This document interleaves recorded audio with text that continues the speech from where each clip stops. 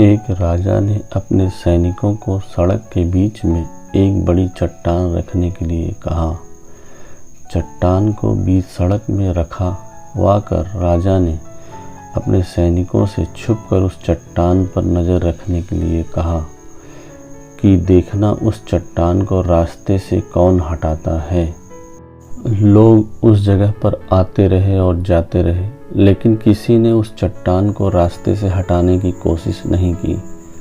उस चट्टान के पास से लोगों के गुजरने वालों में राजा के करीब के लोग और शहर के बड़े व्यापारी शामिल थे।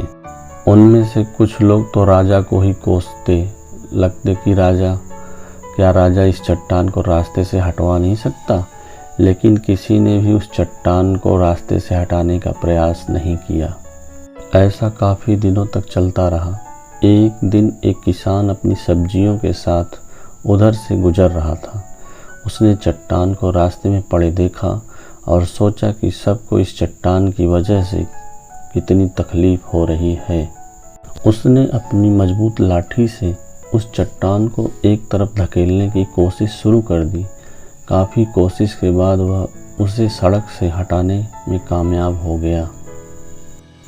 चट्टान रास्ते से हटाने के बाद किसान अपनी सब्जियों को उठाकर जाने ही वाला था कि अचानक उसकी नज़र एक पोटली पर गई, जो ठीक उसी जगह पर पड़ी थी जहाँ से उसने वह चट्टान हटाए थे।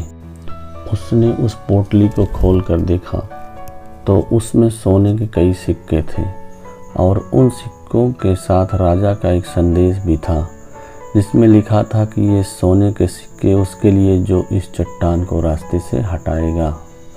दोस्तों, बिल्कुल ठीक इसी तरह हम सबके जीवन में कई परेशानियां आती हैं।